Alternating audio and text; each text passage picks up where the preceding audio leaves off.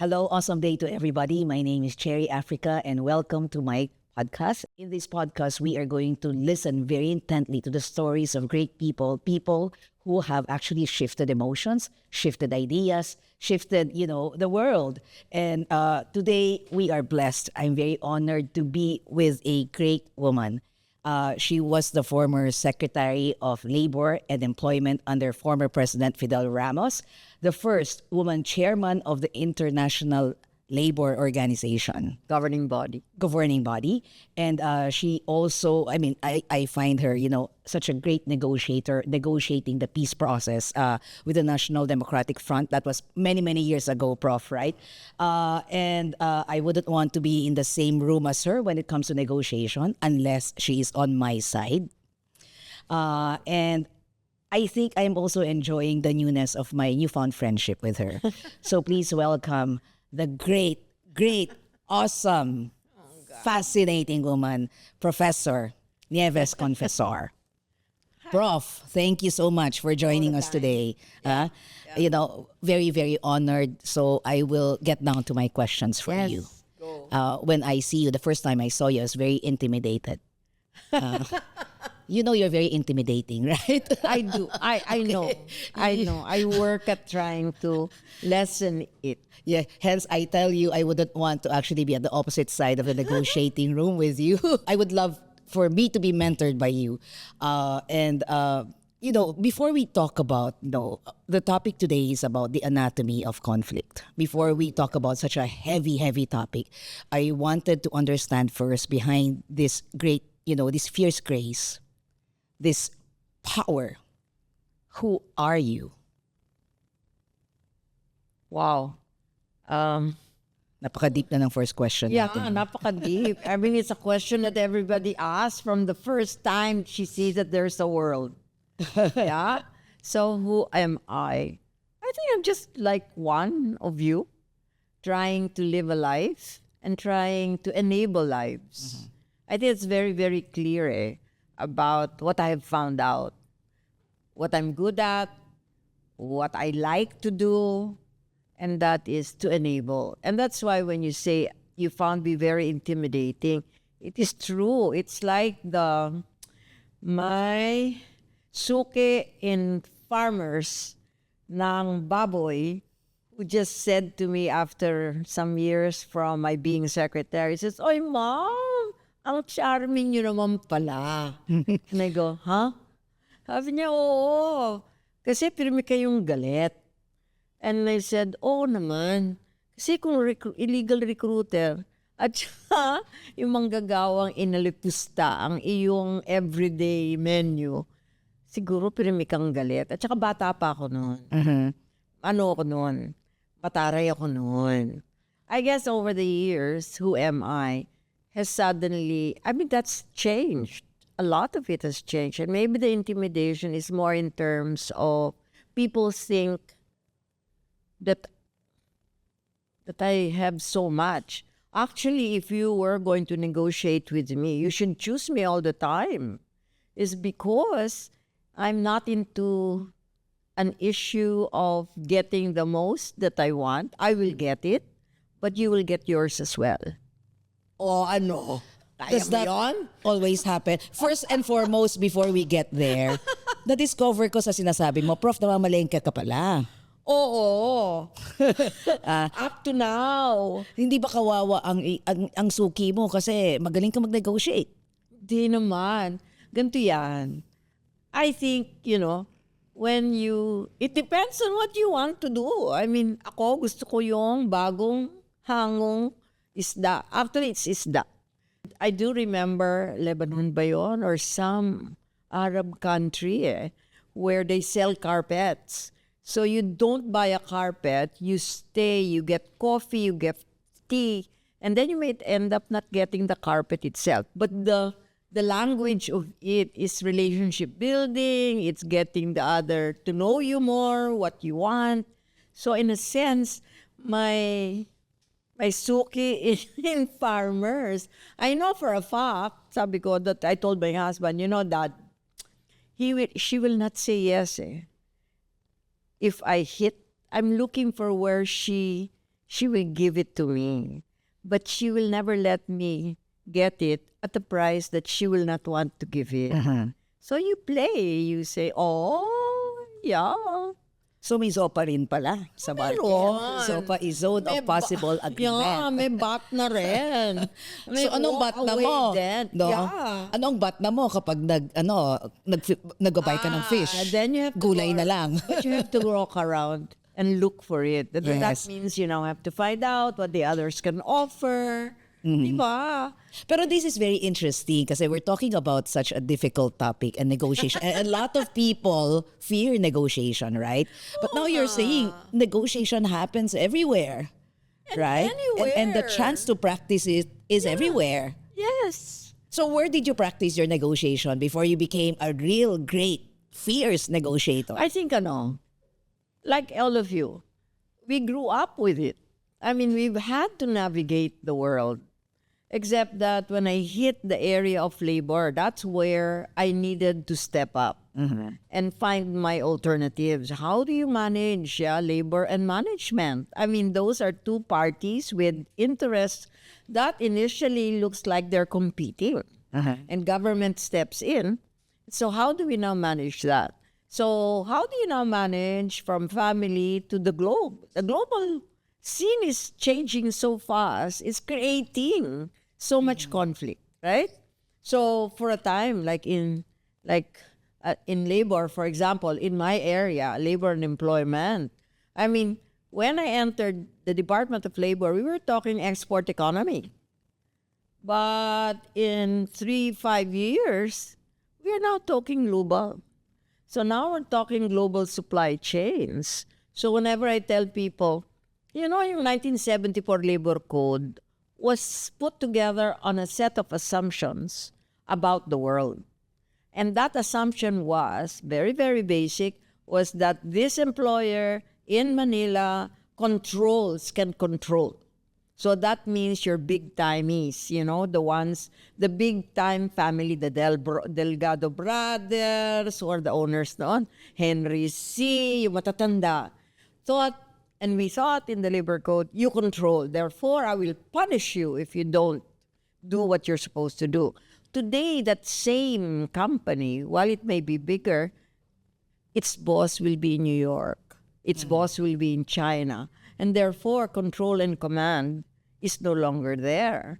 So now how do you make that company compliant and regulated? Diba? So you will need to turn on a different set of structure and work with it. And now you'll have to be a little less intimidating, as you say, but you now put the enabling policy that will make them act in the way that we think we should be acting. So ibang yun. Reframe is the key. Yes.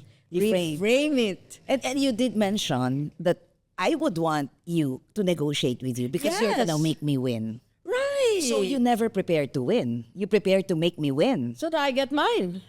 Oh, that's You will never give me something. Yeah. But that if I want something from you, if I want, for example, something. One dangerous assumption we have today, and this is where the arrogance comes in, is we think we know what the other party wants. We don't spend time exploring what is it that they're interested in. What do they think they need? And actually, that opens up a whole new ball game. But many of us enter and say, she wants this. And so we start hitting at it. And actually, maybe she doesn't want that. You might want to offer something better. So we are assuming. The assumptions are, And that's making us fail. it's making us fail. Correct. So, ang first important dyan, pagkapasok tayo sa negotiation, dapat free tayo. Purge tayo from assumptions. No, we have done our homework. Cherry, your book is so much of this, yung empathy. Is really that. Empathy will allow us to explore what the other side is really after. We don't come into the negotiation saying that this is what she wants. You need to validate that. So the empathy issue is correct. Even for innovation, they will call for empathy. Is because you need to innovate focused on the one whom you want to serve. Actually, today, that's one of the hardest things is to try to see what is it that the other party really wants. And when you say they really want happiness, they really want success, they want respect, iba ang racket niyan. From they want half the land. Okay. I mean, yung Bakit land ibang kasi. racket dyan? Anong racket na? Meaning, you now have to understand where are the sources of respect. What is it that they're really after? And then you can also fashion out, maybe I can offer you something else. So, often you talk about negotiation. Negotiation, they say, a negotiation strategy is a learning strategy. It is not a killing strategy. It is a learning strategy. We need to learn what they want, what they really want. Today, me, I'm not going to be your foreign, your China expert. But what?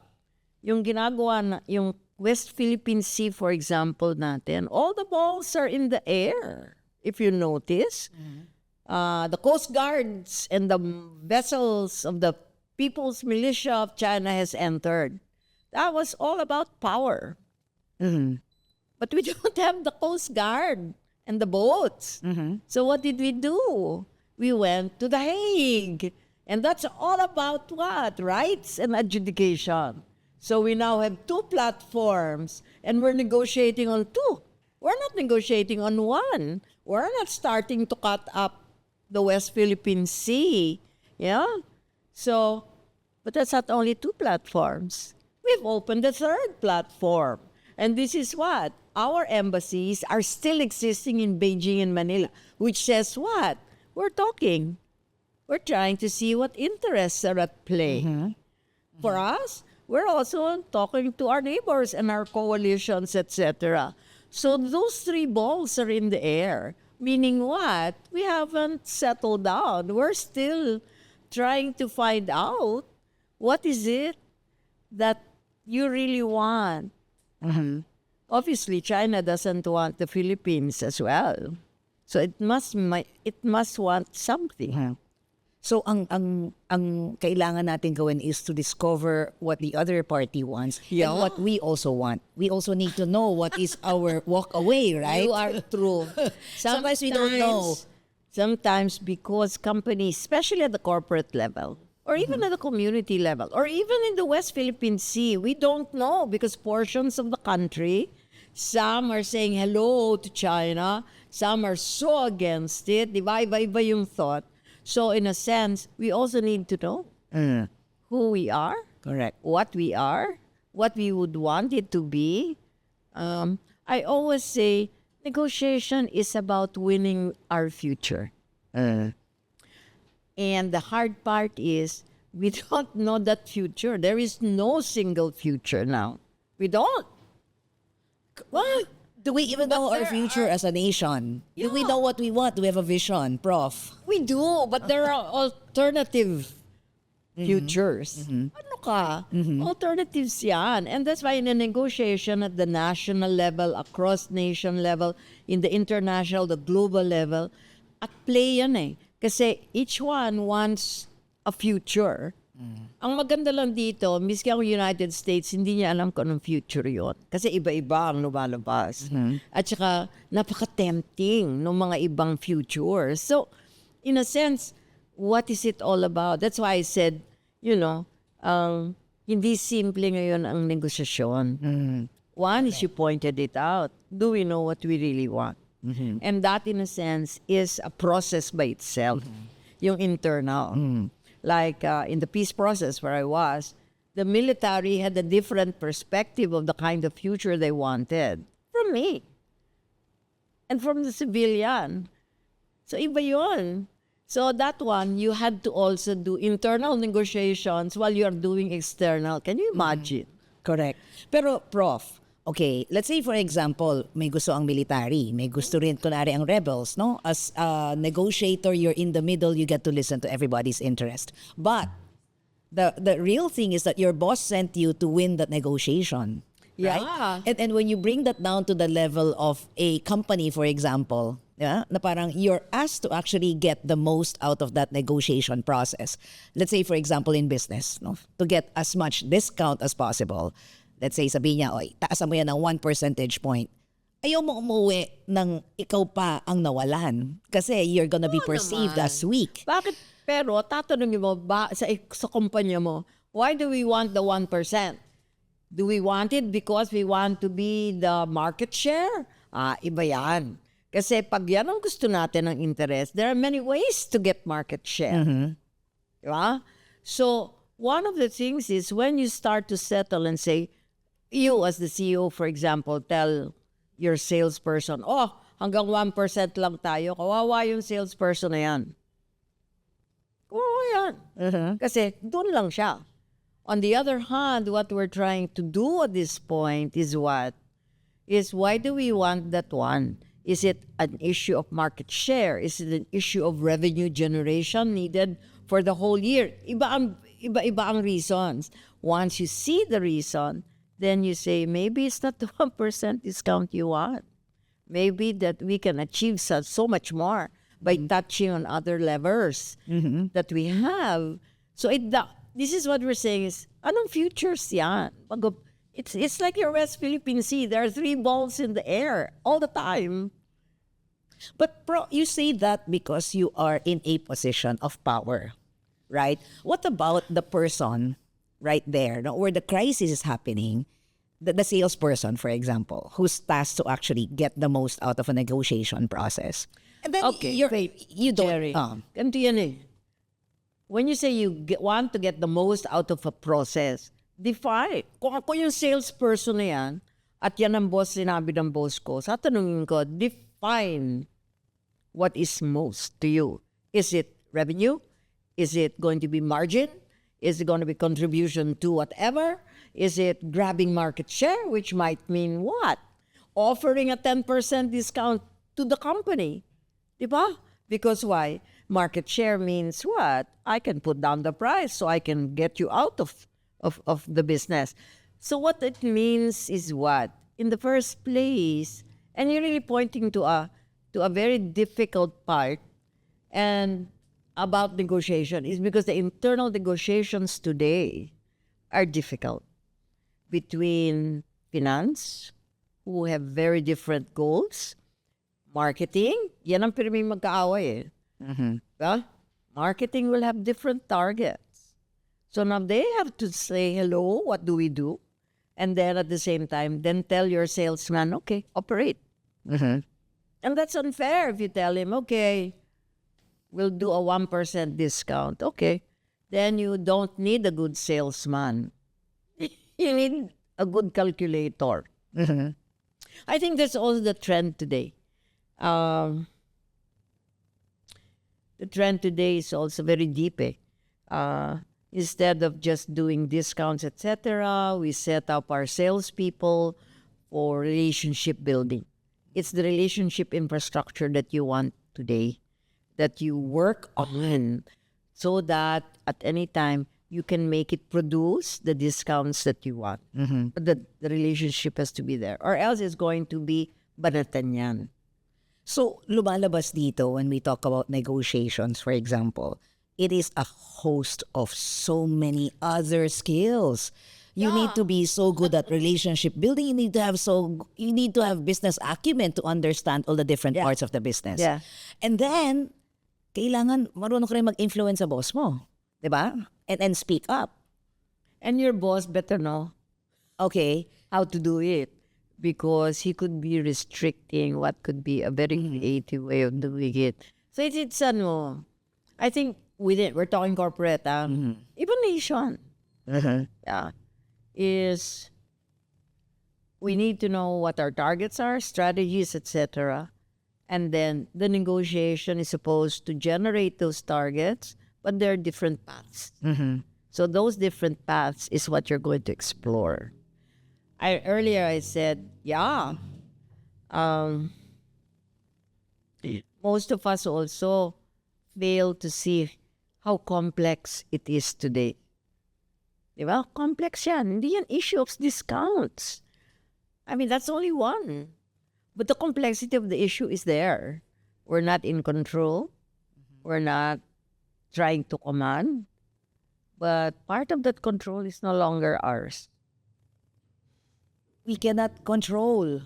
So, mas mahirap na ngayon yan, di ba? Kasi, So you manage. so, ang daming kailangang isipin. Kaya, Prof, napapagod yung, yung workers office kasi ang daming expectations, ang daming kailangan matutunan na skills. Tapos, yung boss nila, di ba? Hindi alam ko ano yung gusto. And even the person, di ba? If you talk about BATNA, BATNA is the best alternative to Not negotiating ito. Correct. Ang BATNA nila, mag-resign na lang. Di ba? Di ba? So parang there are so many expectations right now because the world is so complex, right? It is so complex. It is also very volatile. It is also a lot of uncertainty. So hindi ka pwedeng ganon kasi baka mamaya you're not there. So what you want, what you need to know is what they want. That's what you focus on. And you help them get it. Me, in a negotiation, I'd help you get what you want. You should give me what I want. So kunwari, ang apo mo, Prof, gustong humingi ng 500 pesos. Bibigay mo. ko. Of course. Okay, pero paano yan? Kunwari, you don't want to actually spoil the child, for example, or don't want to give. Define spoil. Giving into what the child needs all the time. Not? Why, yes. Why not? Di ba? Anong interest ng bata? He wants it for what? So, tingnan mo Cherry. Ang lingwahe natin has to change. Bakit? Ang lingwahe natin, we look at it as spoiling the child. Today, that's not spoiling. That's their world. Yeah? Yung gadget, yung ganon. You have to make up your mind. It's not spoiling the child. So what is to spoil a child today is a difficult question to answer. And usually, like my apo is 17 years old. Yeah. He just left for Japan and I wanted to give him money. And he says, what's this for? And I thought that was so honest of him. He wanted something else. And I said, oh my God, I assumed he would want to have baon. That was arrogant of me. I should have asked him first what he really wanted. Yeah. Arrogante kasi. Arrogante. Because suddenly I said, oh, here's so many dollars. Ano? And he says, why? I have money na eh. Diba?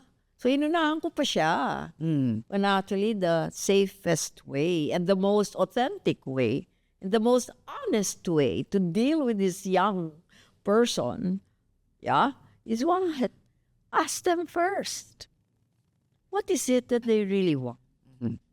What is it that they really need? What is of interest to them? And he wanted to go to Tokyo, to Sapporo, which is so cold at this point. So obviously, it wasn't to go touristing and buying things. It was what? The experience of it. Diba? Ang lalim nun. So I just made tungko myself, oh my God, there we are. So we need to be so good and fluent in asking questions kasi lahat pala asking questions. And what you said about empathy, for example, right? The ability to actually go to the map of the other person and understand begins with asking questions. Right? And that means that you surrender your assumptions. Yeah, and in a negotiation, kalokohan tayo eh. Kasi to ask question, for us, is a sign of weakness. So we don't ask question kasi makakalain nila ang tao natin. Diba? I remember one of my first meetings with the panel of the NPA, yeah? Sina Joma, sila Landone. I remember that. And then after that, nang chismis because somebody, I mean, I have friends in their group. And they were saying na one of the panelists there in front of us said, ako si Nieves naman, my God, chairman pa siya. Tanong ng tanong, parang walang alam. Alam mo sa negosasyon, dahan-dahan kayo. Sapagkat yung walang alam will seek out na siya'y magkaalam. Which means what? You're about to let go of information. So they thought I was weak and they thought I did not know when actually the questions came because I sincerely wanted to find out at this point in their lives what was important to them. Do you ask that in the negotiation table or do you ask that before? Which one? Like Joma season, for example. I mean, we have our own assumptions. I prepare for negotiation by reading their books, they've written. Okay, fine. Okay, but yung kasi you validate it. So you ask, and at a certain point you ask, ano ba talaga? Because remember, people come through cycles. What you know of them when they were younger, yeah, they've moved through life, and therefore they have learned. So you want to know what learning have they taken, so that we can now engage. At sabi ko nga, for example, sa kanila kasi, when you meet, meron ng agenda, and then you have a communique at the end which says, this is what we discussed and this is what we agreed on. I said, I don't want that. The process is a little too restrictive. I still want to know more about you. So that's how you ask the question. Yeah.